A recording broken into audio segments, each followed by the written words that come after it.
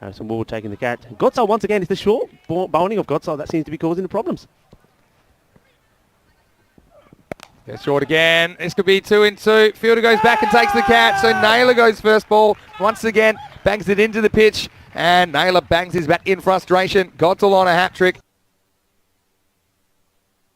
And the Scots, after a promising start, things falling apart in the second. It's 16 for 2. Yeah, and just as I say it, he opts to go for the short stuff. And he gets, I don't know what it is, he gets away with it once again. This is, I mean, it's short, but it's at the body. And he's trying to negotiate it, trying to get it over the fielder, not going to be able to do so. And it ends up being a very simple, straightforward catch. Arthur Gottsal gets another, and he's going to put himself in a position of maybe picking up a hat-trick here, because he's taking the wicket of Jarvis, and now also of Naylor. Naylor is unable to add to the 291 that he scored in the championship, so disappointment for him. He's going to be one of those that goes into the lake at the far end. And let's have a look. Well, the hat-tricks, they're coming quick and fast. We're on 3 pages now. We saw that Alistair Evans, the Scottish captain, he picked up one yesterday, did it over 2 overs. Surprised everybody, almost. And now it's a good opportunity here for Arthur Gottsal. I'm just wondering, he knows the batter coming in now is probably thinking short ball coming my way. Well, will he go with it, or will he try something different? Will he maybe try the slower Yorker here to McBride? You stick with it. I mean, this is the thing. It's a hat-trick ball, but you're essentially playing for your tournament life. So I still think you got to attack. So I'll probably take on the horizontal bat stroke if offered. He doesn't. It's Fuller. Going to make Hares run. He just gets home. This would have been tight. Yeah, Hares, we know, he's 100% certain he's got a bit of an injury. He's not running very freely, and he wants to get to the other end, and to a good throw, I think he would have been out. Yeah, maybe. But Hares, to his credit, he does leg it out. What an over this is. This is why, when you're chasing these kind of totals, sometimes we see teams on track for a while, but it just takes one of these kinds of overs that really sets things into a little bit of a tailspin. Arthur Gottsal picked up 10 wickets now in the championship. It's not far behind the leading wicket taker for England. This is up and it's over and it's out of here. Maximo. Well, he's watched the carnage unfold at the other end, but he gets a pitched up delivery and he knows exactly what to do with it. He just taps this one over long on for 6. Yeah, more than capable. We know that from the 71 that he did score. And, well, that was away. He scored that when they got that victory over England. That seemed a long time ago, didn't it? In match number 4, Scotland 118 for 6, England 86 for 7. That's when England were all over the place, just couldn't get going. And this man created some problems for England then. Can he get Scotland back in the match here by producing a, well, what would have to be an incredible innings? Well, there you go. Have another one. Pitches up now. Gottsal, for some reason, doesn't want to bang it into Hares. Hares goes bang, bang, and he almost gets Scotland back on the pace. It's 29 for 2 after the second over. Well, that was action-packed. We say it all happens in the night. That's the second last. Well, the second over was pretty entertaining as well. That was an outrageous shot. Nothing wrong with the delivery. It was right up there. And, well, that's why Gottsal can't believe it's gone smack for 6. Well, this is why these two teams are at it, at this position. England finishing 3rd and up against Scotland with the 4th. And got there. Despite losing to Italy, Italy got level with Scotland with the win, but it's the net run rate that hurt Italy. That's why they are no longer playing part in the competition. But it's nice to see some of the Italians that are in the fan zone watching the matches and signing some of the autographs for the children as well. It's great to have them here. What a great championship that they've had. They certainly did play some sparkling cricket. 29 for 2. Here's Mungo, over number 3. And he's certainly going to yard it. Mentioned him earlier. That's a guy I think will be a handful. Just seems to be finding his feet in these conditions. Knows what he has to do. Yeah, yesterday, I think you're right, Vinny. Yesterday I noticed there was a lot more pace about Mungo Russell. He was steaming in and he was bowling fast, genuinely fast. And that first ball there we saw was pretty quick. Got onto McBride pretty quickly. He gets the single and gets Ollie Hares back on strike. This will be a good battle. Hares will take him on. And this one's just too quick for him. Needs through the shot a bit late. He'll get a leg by here. Here's cops that one on the body.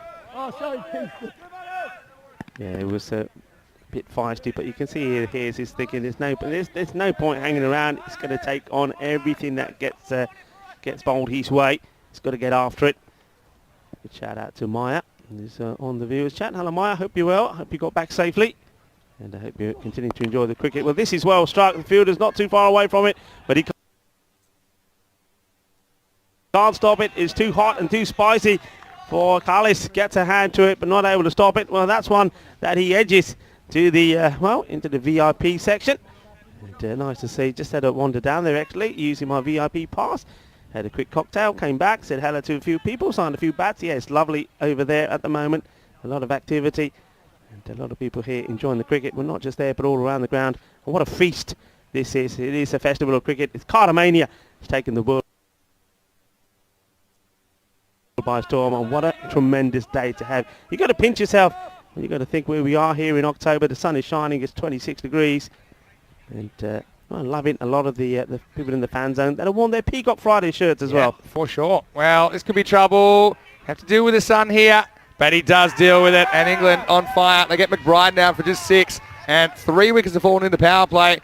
Hares, I feel like he's the last man standing at the moment. He's lost 3 partners already. A score 35 for 3. Yeah, good catch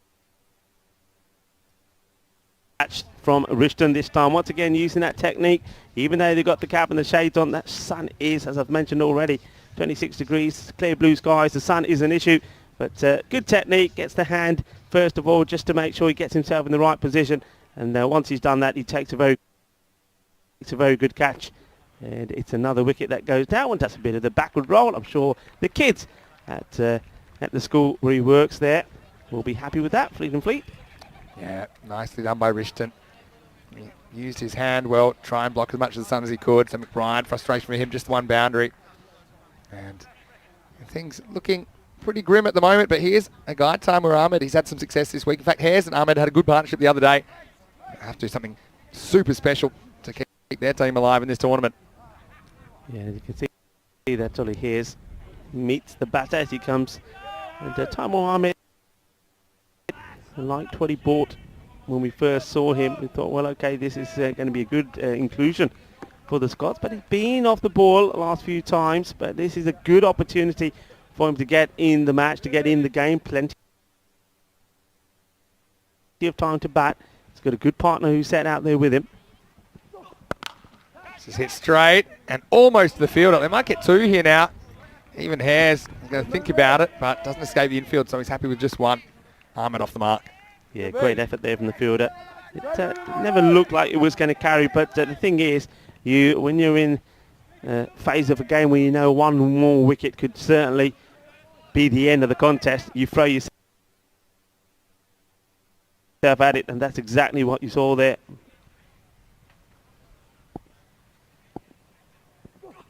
Mungo gets in at the hip, and now he disappears into the jungle. Well, that's in Killer Python land. Maximal, what a good shot that is. And he uses the pace of Russell to get something out of this over. So Mungo Russell goes for 12. And that is also the end of the over. 42 for 3 after the power play. What a cracking shot that is. I mean, that ball was quick, really quick. And, well, for Hares to get anything on that, he had to be pretty quick, but very quick hands. And you're right, just using the pace of the ball, using his own timing. And that one goes into the Killer Pythons area.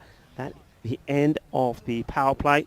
And you can see, well, score-wise, they're not going to be too disappointed where they are, 42-3. But even with that, I mean, that rate is staying at around the 16 mark. So they've just got to keep playing their shots. They've just got to believe. And, well, Ollie Hares is going well, but can somebody else also make a contribution? Ben Claydon coming into the bowling attack now. And he gets hit down the ground, and that's out of the ground. Maximal. Yeah, so Ahmed taking it on. That's what they got to do. I mentioned the little mini targets. They need 31 per 2 overs. So they'd want to be about 62 to be on pace after this. And with hitting like that, they might just get close to that. Yeah, that's a good sign for Hares to see that his partner's also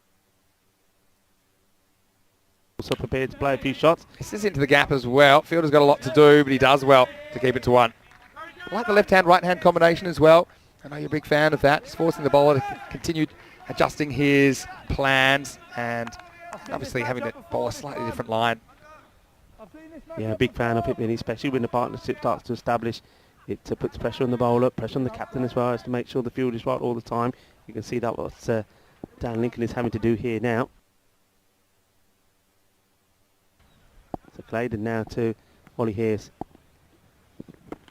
Yeah, it's well bowled. Great keeping by Lincoln as well. Putting the squeeze on here. And haven't really seen Hayes trying to do anything too funky, like a little deflection. I think it's always entering my mind if I'm batting with the keeper up the stumps to a medium pacer, because you've got a greater margin for error with that kind of a shot.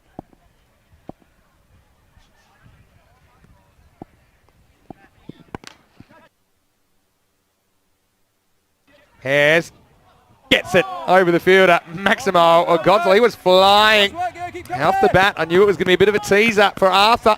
So he throws himself at it, but it does go for 6. So Scotland swinging their way back into contention. Well, this was a matter of millimetres. I mean, from where we were, we almost saw what looked like it was going to be an incredible catch, but just over the hand of Gotzel. Gets something that's wide. Lincoln gets a glove on it, but can't make a clean take, so they'll get 2 wides there. 50's come up during this over as well for Scotland 11. Yes, that's 61 to be on the pace. Yeah, it's plausible. But partnerships. Partnerships. Good partnership. And the thing is, Timo Ahmed knows he's got to swing the bat at this as well. Doesn't get it the way he wants. He's going to be gone. And it's Harrison Ward that takes the catch. And so Timo will be so disappointed. Often safe, going to miss the block hole, miss it full. And yeah, they're probably going to have a look at the height here, because it's a high-ish full toss. Remember, in ECN cricket, if it's at the waist or above. Yeah, I mean, he's inside the crease, so it's not that he goes charging, attacking it, so they will have to look. I wonder if we can just slow this down and see the height. It's dipping. I think it's just below the waist there. You see the contact. Oh, is it? When he's standing. It is dipping. I'm going to say that's okay. I think he's going to be just gone, but it actually was a lot closer when I looked at the replay. And we have seen those called, but I feel like it's a correct call from Tyrone Peters, because it's marginally below the waist, I think. And he's pretty much standing at the crease there. So, well, disappointment for Timur. You talk about the luck factor. I mean, if that's a ball higher, I think it is a no ball. But instead, he's going to have to go. And that promising partnership is nipped in the bud. Scotland 11 now, 57 for 4. Yeah, Claydon picks up the wicket off Ahmed. But that was the thing what I was saying. I mean, Ahmed, he's in that situation where he just knows that he's got to play his shots. He can't be the one who puts more pressure on